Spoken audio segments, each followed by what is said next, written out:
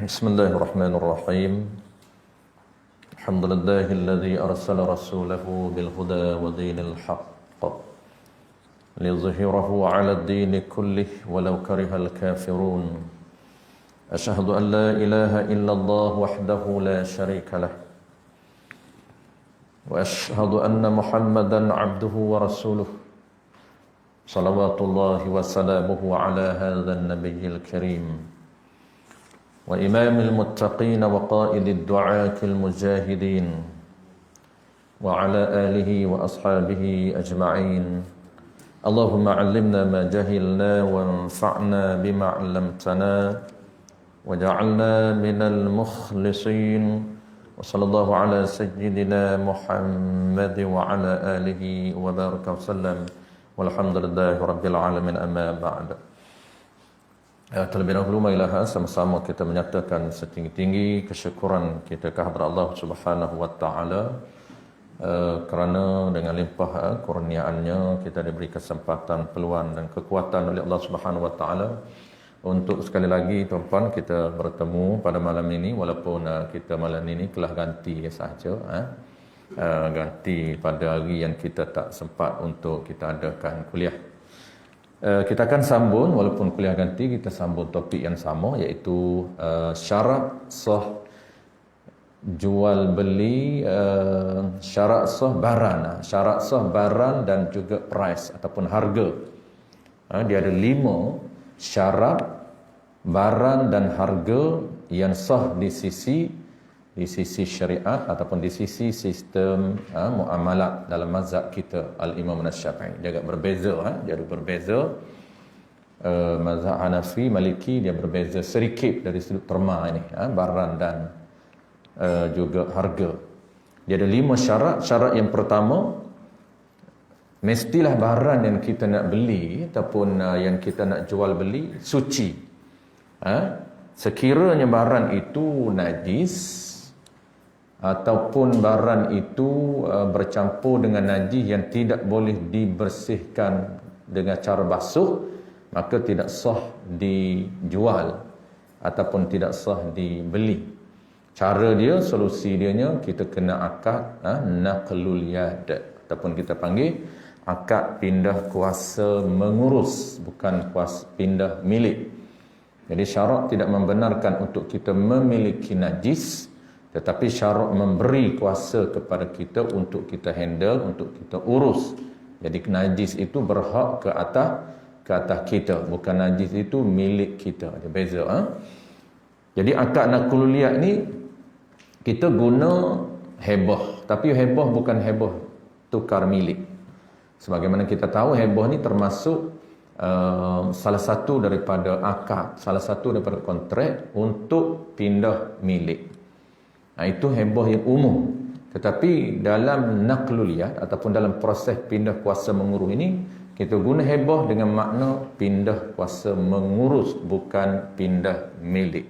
Kalau kita nak pindah milik najis, kita bincang minggu lepas, najis itu sama ada najis betul, najis binatang, tai ayam, tai lembu, baja yang bercampur dengan najis, ataupun benda lain. Benda lain kita sebut minggu lepas, iaitu belulan binatang, kulit binatang yang tidak disamak, tidak sah dijual beli. Sama ada kulit itu dijadikan daripada baju, kulit itu dibuat baju, kulit itu dibuat tali pinggang, kulit itu dibuat kopiah dan sebagainya. Kalau belum disamak, maka tidak sah untuk jual beli. Cara dia, kita kena, solusi dia ialah naqlul yad ataupun hebah sahaja kepada penjual dengan makna naqlul yad. Samalah kita jual baja dan sebagainya. Malam ni pula syarat yang kedua. Dia ada 5 semuanya. Syarat yang kedua, barang mesti ada manfaat ataupun benefit pada syarak. Itu kita nak tahu. Manfaat ini bukan di sisi kita, tetapi di sisi syarak. Sebab tu kita kena ambil tahu panduan di sisi syarak. Kalau di sisi kita, dia tak boleh diguna pakai. Di sisi kita banyak ada manfaat di sisi manusia. Kadang-kadang manfaat untuk perubatan, kadang-kadang manfaat untuk hiburan. Contoh alat muzik, gitar, piano dan sebagainya. Kita nak beli, itu ada manfaat pada kita. Sama ada manfaat untuk kelas muzik dan sebagainya, tapi itu manfaat di sisi kita tidak dikira. Waktu malam ni kita akan tengok dari sudut manfaat yang telah ditetapkan di dalam sistem muamalat. Qala al-musannif rahimahullahu ta'ala, surat 8 nombor 2 ataupun bab, barang itu, barang ni sama dengan harga. Cuma zaman kita ini sahaja harga ini mata wang ataupun duit dijadikan harga. Sebenarnya harga ini dia umum, asalkan harta sahaja dianggap sebagai harga. Sebab itu dia terma dan syarat yang sama. Barang itu ataupun harga itu ada manfaatnya, yakni ada kegunaan di sisi syarak. Ada manfaatnya barang itu pada, yakni di sisi syarak. Ini benda yang dapat digunakan di sisi syarak, bukan digunakan di sisi kita. Okay. Asalkan ada manfaat di sisi syarak sahaja, maka sah dijual beli.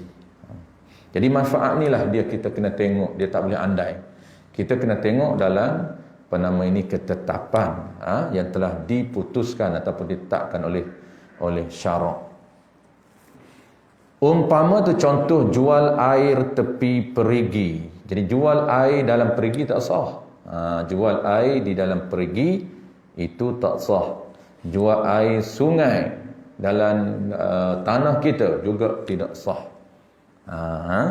Jadi yang sahnya ialah kita ambil dulu air dalam sungai kita, kemudian kita jual per kuantiti yang kita nak jual. Nak jual per botol dan nak jual per liter, boleh sah dijual. Apabila benda itu telah disukar. Dia air dalam sungai, air itu ada manfaat, tetapi yang tak sahnya ialah tidak disukar secara jelas. Kita mesti sukar secara jelas, barulah kita boleh jual. Kalau kita jual air yang berada dalam telaga, tak sah. Melainkan jual telaga tu okeylah. Jual telaga sah.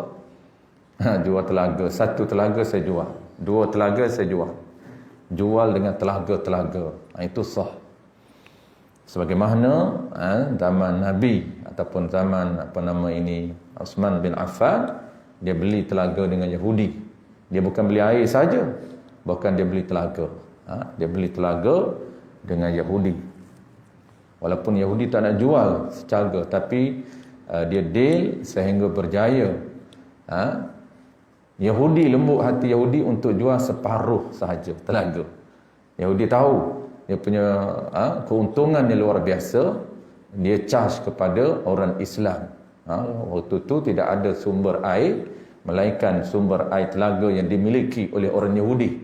Dan orang Yahudi menetapkan jual air per liter, atau hari ini per liter lah, kuantiti. Lalu Sayyidina Uthman ni dia orang yang jutawan juga, tapi dia tak di-highlightkan jutawan. Yang Abdurrahman bin Auf sahaja yang kita biasa tengok, biasa dengar, yang diwawarkan sebagai jutawan. Tapi sebenarnya Uthman bin Affan, khalifah yang ketiga, dia menjadi pengganti kepada Nabi yang ketiga.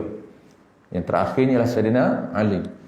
Dia antara orang yang kaya, dan dia juga merupakan strategis dalam bidang perniagaan. Dia orang yang strategi lah. Sebab tu dia boleh deal dengan Yahudi. Daripada awal Yahudi tak nak jual telaga itu, dia nak keuntungan secara orang panggil pukar. Akhirnya Sayyidina Uthman bin Affan berjaya beli kedua-dua biji telaga yang menjadi sumber keuntungan kepada Yahudi. Pertama, mula-mula dia jual separuh, dia tak nak jual sebiji telaga. Tak apa, Sayyidina Uthman deal sehingga berjaya. Separuh pun separuh lah. Jadi apabila hari milik Sayyidina Uthman itu, maka orang Islam pakat datang dan ambil air percuma.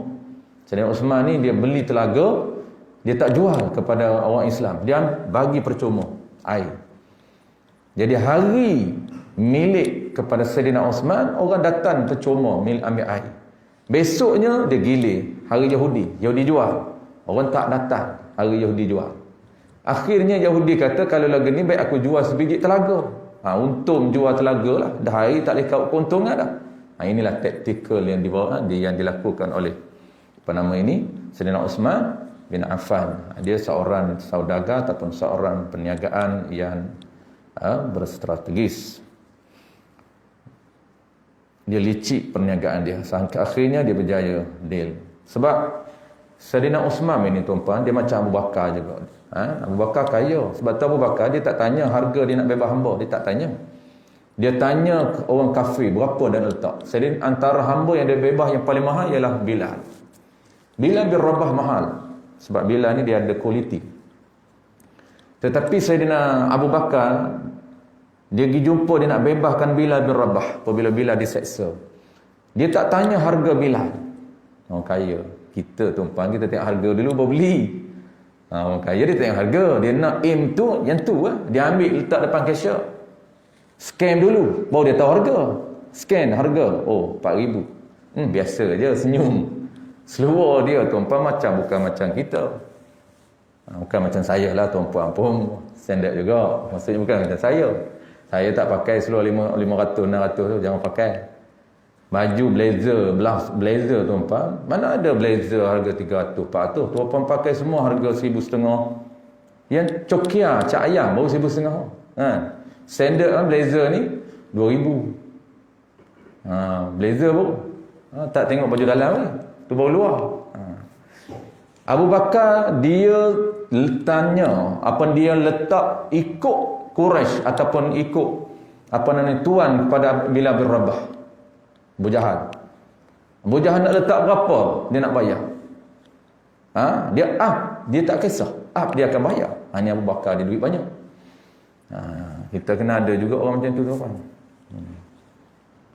Jadi begitu juga Osman dia deal dengan Yahudi. Yahudi dia up harga. Saidina Osman nak beli bukan kerana tak mampu dia harga, bukan.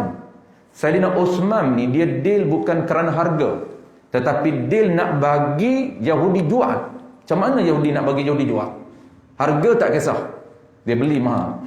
Dan Saidina Osman beli antara harga yang mahal ialah telaga yang dimiliki oleh Yahudi. Mahal dia beli. Tapi tak kisah. Sebab dia nak pastikan orang Islam boleh memiliki air secara percuma. Tu pemerintah nombor 1 tu waktu tu. Minum air percuma. Kita pun okey lah kan. Air kualiti. Nama pasar ada ni. Baik, sambung. Jual air di tepi perigi sah. Asalnya jual air dalam perigi tak sah. Jual telaga sah. Kenapa? Kerana air walaupun sedikit dan kita suka walaupun segelas air itu pun sah jual beli. Kenapa? Ada manfaat air itu. Ataupun menjual air tepi sungai. Yang sah ini pakai, ini menggunakan tun. Menggunakan tun ni maksudnya suka lah. Suka per ton orang dulu kan, per botol. Kita hari ni per liter. Sah.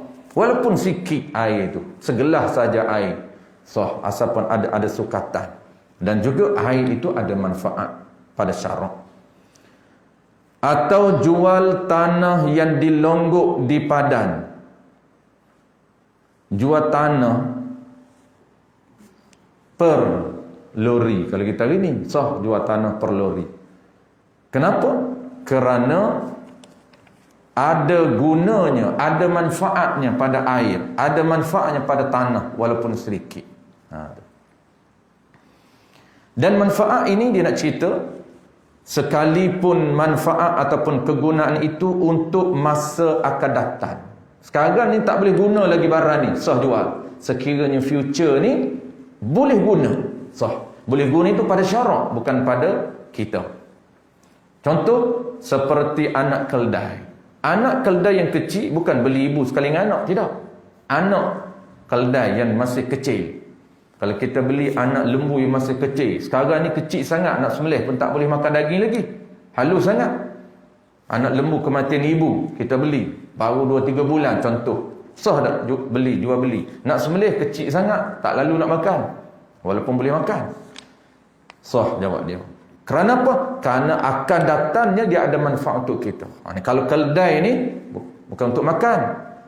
Untuk kegunaan dia boleh dijadikan kenderaan. Kuda boleh dijadikan kenderaan. Walaupun sekarang tak boleh naik anak kuda ni kecil sangat. Keldai ni kecil sangat. Tetapi kita bela 2 tahun akan datang boleh guna. Sah walaupun sekarang tidak ada manfaat. Seperti anak keldai yang kecil yang telah mati ibunya atau yang telah bercerai daripada ibunya. Kenapa? Kerana apabila besar nanti, yang besar kelak, boleh dibuat kenderaan. Sebab tu kuda sah dijual beli, keldai sah dijual beli.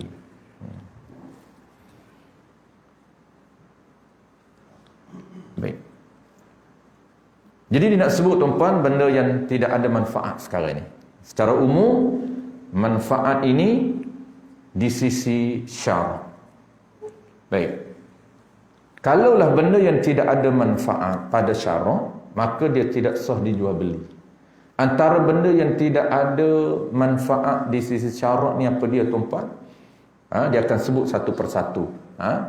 Dia akan sebut di sini. Pertamanya binatang yang melata di bumi.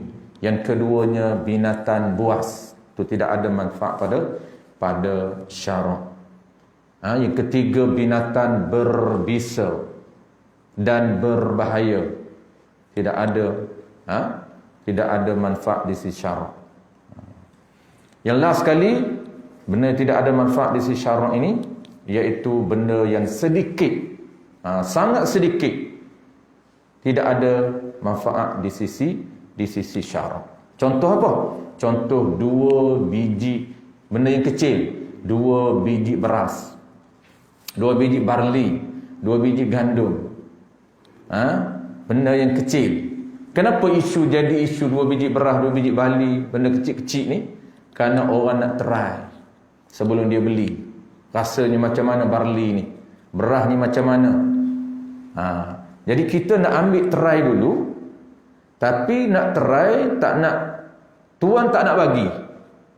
Biasanya kita kena minta dulu. Kalau minta tuan heboh, jadi tapi kita nak jual beli. Saya beli dululah 2 biji ni sebab saya nak try dulu macam mana.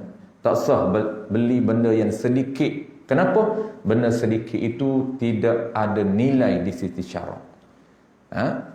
Sebab manfaat ini pada syarak mesti benda yang ada nilai.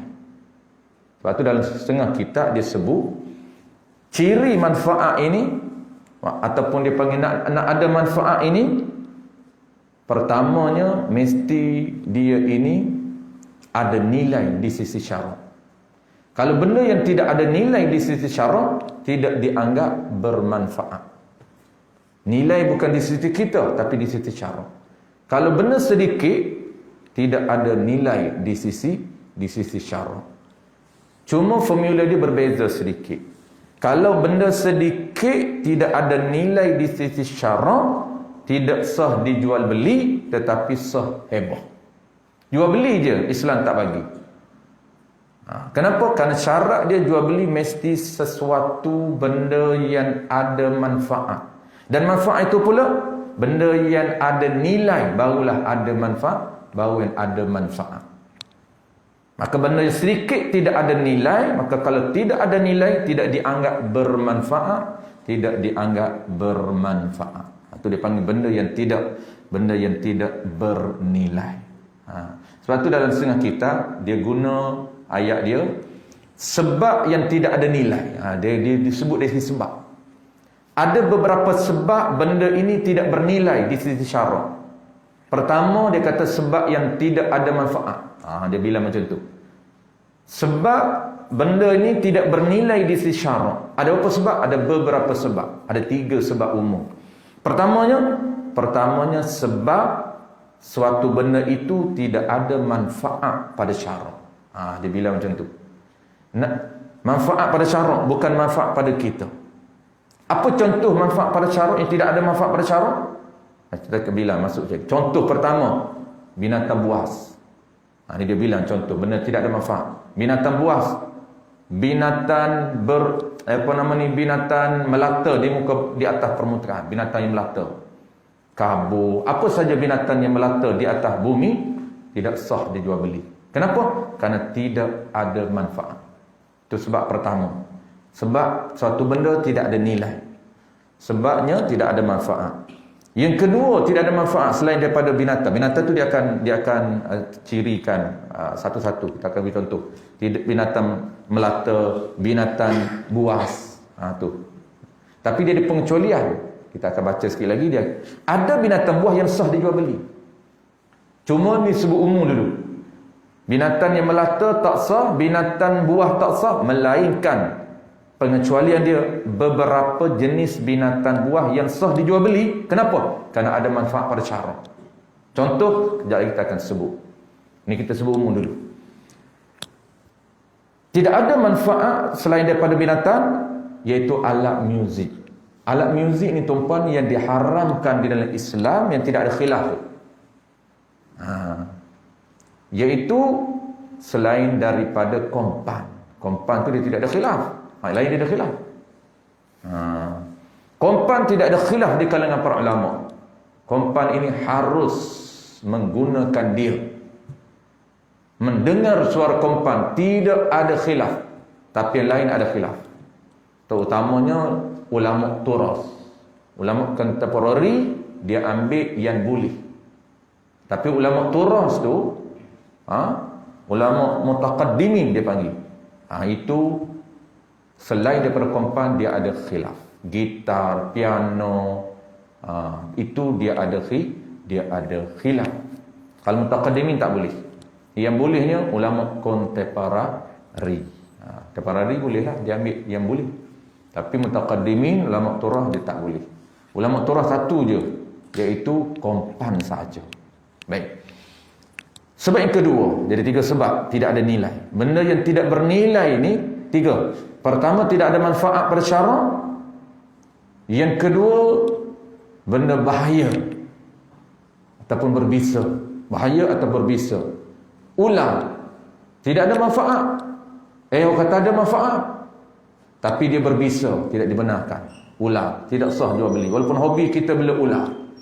Ada ramai orang hari ni beli ular, bela di rumah. Tak sah dia jual beli ular.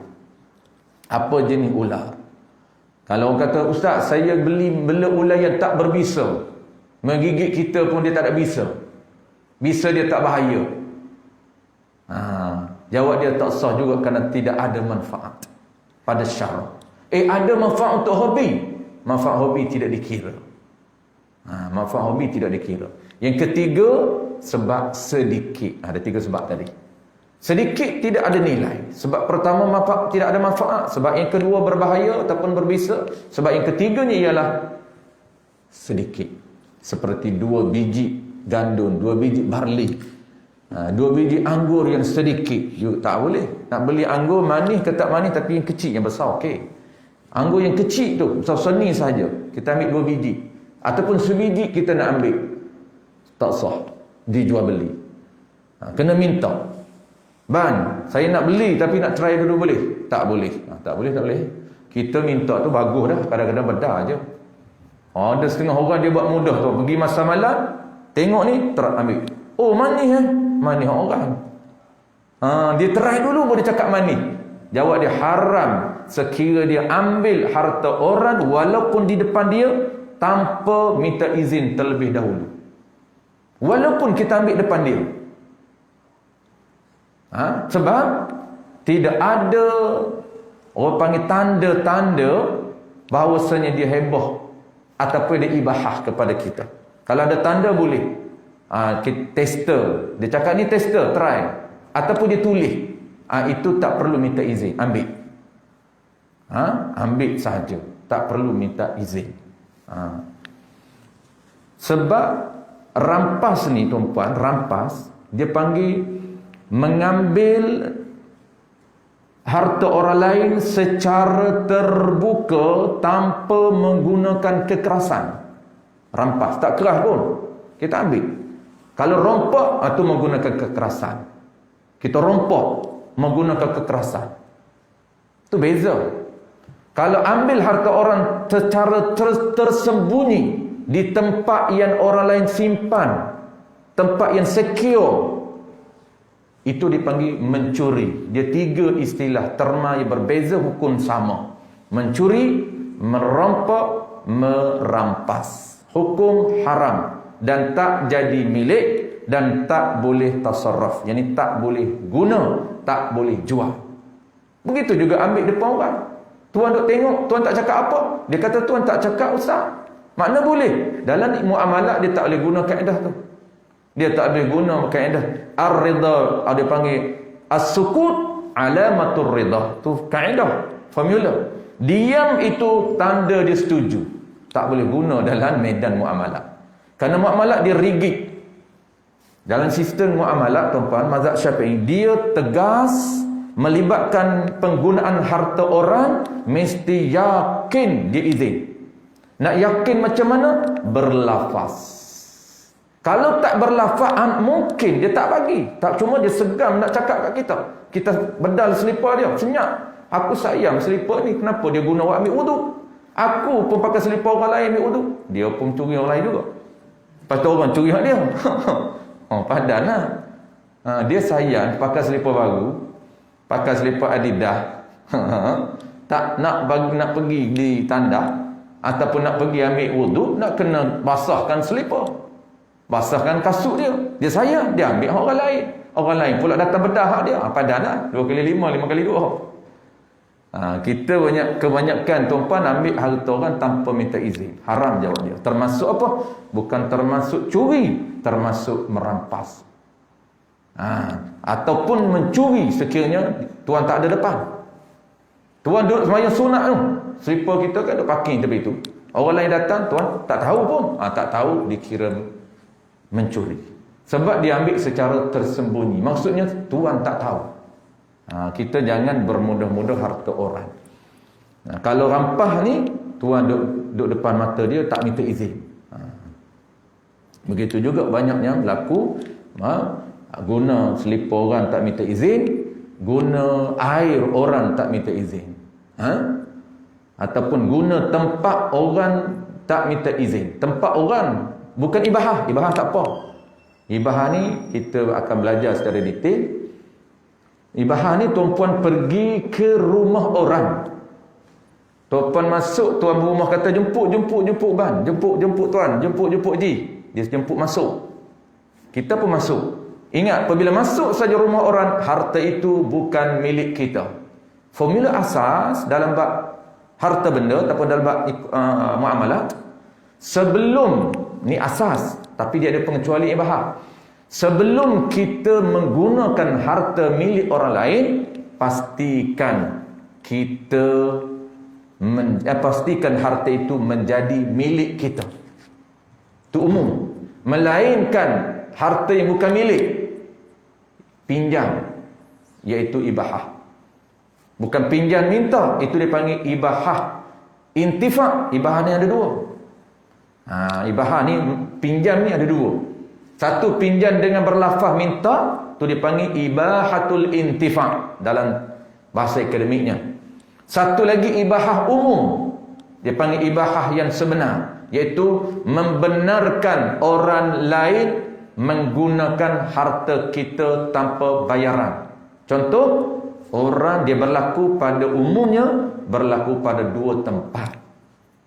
Umumnya berlaku pada 2 tempat, iaitu pertama dia panggil ibahah diyafah, menggunakan kita sebagai tetamu menggunakan harta orang lain di tempat orang lain, ini di rumah orang. Itu dia panggil ibahah diyafah, menggunakan harta orang di rumah orang sebagai tetamu. Jadi apabila dia jemput masuk, dia tak mencegah tuan-puan duduk di mana? Boleh duduk di mana? Nak duduk atas kursi boleh, duduk bawah boleh, duduk kiri boleh, duduk kanan boleh. Jangan masuk dapur je. Asal dapur pun boleh, tapi kalau nampak dia dah tutup pintu, itu tanda dia dah signal, dia tak bagi. Tempat ni je tempat yang boleh. Melainkan kalau kita masuk, sebelum tu, maknanya kita boleh duduk di mana? Apa status kita duduk itu? Kita duduk sebagai dalam terma syarak ibahah. Yang ni apa? Duduk guna harta orang dengan kebenaran dia tanpa dia mengambil cas apapun. Itu dia panggil ibahah. Dapat pahala kepada Tuhan. Dia membenarkan kita guna tempat duduk. Asal tempat tu milik tuan rumah. Asal kena minta izin. Maka ibahah tak perlu minta izin. Tak perlu minta izin sebelum duduk. Boleh tak duduk atas cushion? Dia kata tak apa duduk. Itu dia panggil ibahah intifak. Itu minta izin. Kalau tuan-tuan tak minta izin boleh juga. Ibahah yang kedua dia panggil ibahah hakiki, ibahah yang sebenar, bukan pinjam. Dia ada dua sedikit pendetailan dalam bab pinjam meminjam, nanti kita akan belajar. Pinjam meminjam. Satu lagi ibahahnya tuan-tuan, sebelum satu dia ada dua ibahah umum. Tempat duduk ibahah. Satu lagi, apabila makanan dikeluarkan, status makanan itu kita bukan beli, kita bukan pinjam. Ini ibahah. Dia keluarkan makanan, dia jemput, sila minum air je. Kita pun minum air. Maka minum air itu di sini tuan-tuan, kenapa tak perlu minta izin untuk kita minum? Asalnya secara umum sebelum kita guna kena pastikan kita milik dulu. Tetapi dalam bab kita sebagai dhiyafah tetamu, kita tak perlu minta izin. Tak perlu minta izin. Kenapa? Karena ibahah dia membenarkan untuk kita minum. Tetapi ingat, di sini bahaya tuan-tuan kalau tak tahu etika dia. Ibahah ini dia hanya membenarkan kita guna, kita minum, kita makan di tempat itu qadar yang dia berikan dan untuk kita sahaja. Tak dibenarkan untuk pas kepada orang lain. Jangan. Haram. Kita minum separuh air separuh, tiba-tiba kita pas kepada kawan. Tidak dibenarkan. Bukan milik kita air itu. Nak pas kepada orang lain kena milik kita. Baru kita boleh hebah kepada orang. Sedangkan air yang tuan-tuan bagi dah tak berlafaz pun milik kita. Itu hanya untuk kita minum seorang diri dan di tempat itu. Dua ciri. Dua syarat ibahah dhiyafah yang perlu kita jaga. Siapa yang bagi kepada orang lain tak sah lagi haram. Kenapa? Memberikan harta milik orang lain. Selagi kita tak minum bukan milik kita. Sebab tu dalam kitab Hasyiah tuan-tuan, dalam kitab Al-Bajuri Maqasid dan dalam kitab I'anatul Talibin juga disebut di dalam kitab yang kedua. Kitab ini tak ingat dah. Selalu saya sebut satu lagi tu. Lupa. Tiga-tiga kitab tu sama dia sebut. Bila jadi milik kita? Ulama kata apabila masuk ke kerongkong. Ni. Baru milik kita. Telang tu baru milik kita. Selagi mana duduk kat luar, milik tuan rumah. Sebab ibahah bukan milik kita. Dia memberi, membenarkan untuk kita guna.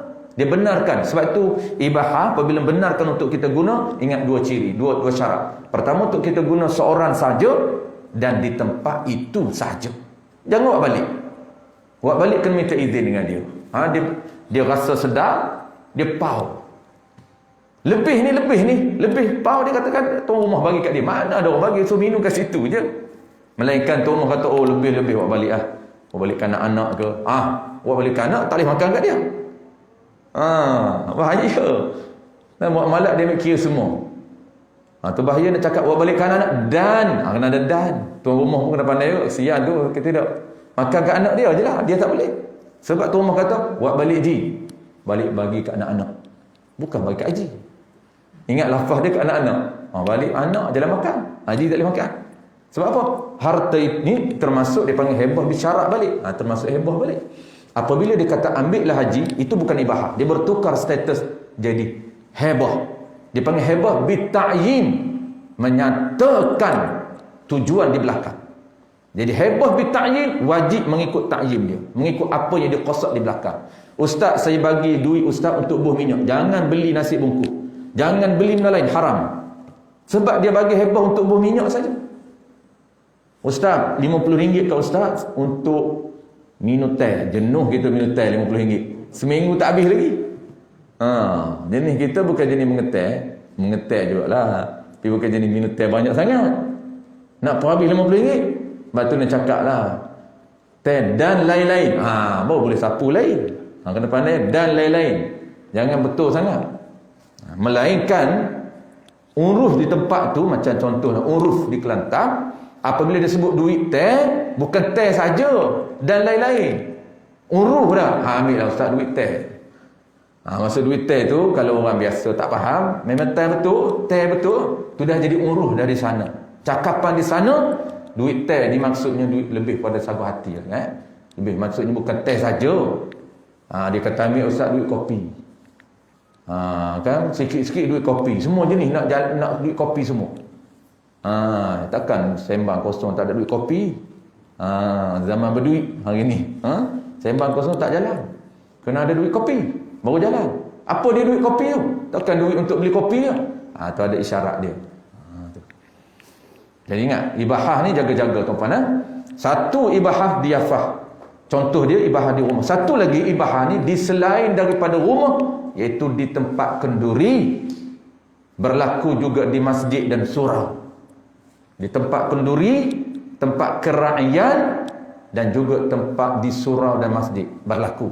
Dan saya contoh tuan-tuan, apabila orang letak atas ni air, contoh je lah ni, tiba-tiba saya ambil air tu, saya minum. Boleh tak? Boleh tak minta izin dengan EJK? Tak minta izin dengan pengerusi? Boleh. Kenapa? Ini ibahah. Walaupun pengerusi tak cakap ustaz minum lah, boleh. Tapi ingat yang bahayanya, Pak Lebar, lebih tu dia buh paket dia. Air gau ni bagus ni. Bukan senang nak beli ni. Mana ada jual ni? Buh lah ni. Buat baliklah dia. EJK tak cakap apa? Haram. Kenapa? Kerana ibahah untuk dia dan tempat tu. Ingat dua ciri. Untuk diri dia sahaja. Dia tak lepas ke orang, tak lepas ke anak dia, dan dia tak boleh bungkus buat balik. Kerana di tempat itu sahaja. Lebih tinggal. Jangan lebih tu kita tak minta izin buat balik. Boleh nak buat balik, kena minta izin. Begitu juga kita minum rumah orang. Orang buat kuih sedap, lebih kita pau, tak minta izin. Tak boleh. Pergi tempat keduri. Tempat keduri tu tuan-tuan, kalau tidak ada tegahan nak tambah, boleh tambah. Tapi tempat tu saja. Jangan kita bungkus tanpa minta izin. Tak boleh tak bungkus, minta izin buat balik. Tak minta izin, terus buat balik. Dan satu lagi tuan-tuan, dia untuk diri kita, tak boleh pakai ke anak. Kadang-kadang kita minum separuh, anak pun nak juga. Tunggu anak minta dengan tuan rumah.